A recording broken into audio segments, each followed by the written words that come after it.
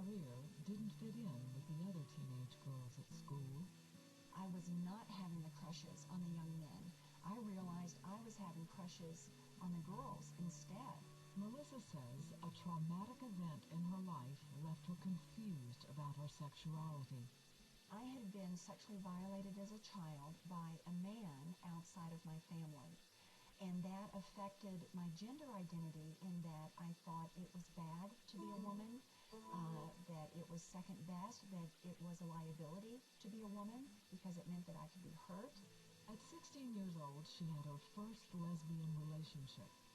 And by the time she was in college, Melissa had embraced a lesbian lifestyle. For 10 years, Melissa went from one failed relationship to the next. Her life was disintegrating. I was involved homosexually. I was not having successful relationships. I was abusing alcohol on almost a daily basis, doing the drugs on the weekend. I was an emotional cutter. I was overweight. I was not healthy.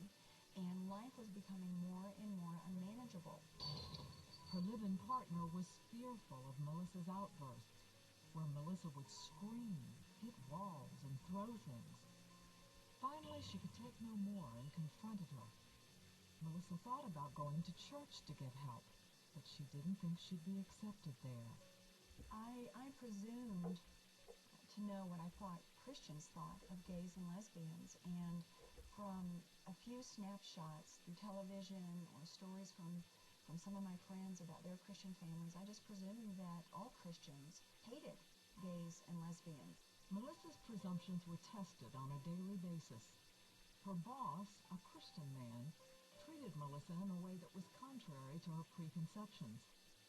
Bill was so gracious toward me and kind and respectful, and as we worked together for several years in this professional environment, eventually I knew that he was genuine and safe and trustworthy, and that he genuinely cared for me as a person.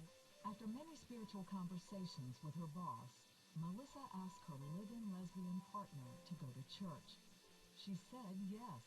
And there was a couple in particular in their 70s, Doris and LJ, who were pillars in this church. And of course they knew, one look at me, and they knew exactly what was going on. And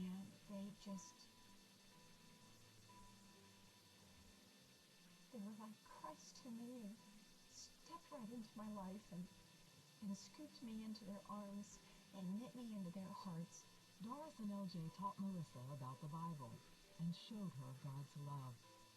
One day, Melissa responded. I was alone in my bedroom, and I'm just sitting on the edge of my bed and saying those sweet, tender words in the stillness of my heart. Jesus, would you come and be Savior and Lord of my life? And he answered that prayer that afternoon and put a new seed down in my heart that he would begin to grow in ways I never, ever, ever would have imagined.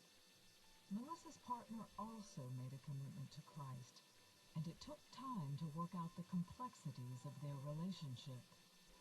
Well, we were so emotionally entangled, emotionally enmeshed and codependent. That was a process of slowly untangling our lives from one another and from the gay and lesbian community that we were a part of. And it was amazing how God just worked that out, like in these 3 or 4 month intervals of time where we repented of sexual behavior, but yet we still shared a bedroom together and a bed together. And then time unfolded, and that didn't seem right. And then eventually realized we can't live together. That's not right. We need to move apart. And how God fully separated our lives, and that was then in 1994. Melissa sought counseling through Exodus International, a ministry that promotes freedom from homosexuality through the power of Jesus Christ. There, she was encouraged in her new life.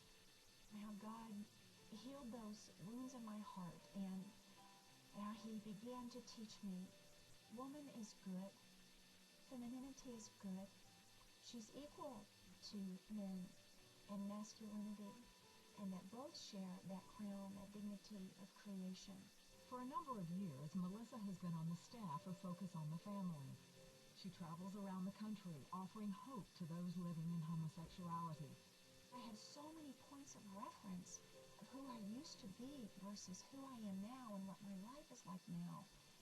it's radically two different people, but so much is different. How did you do that, Lord? How did you do that?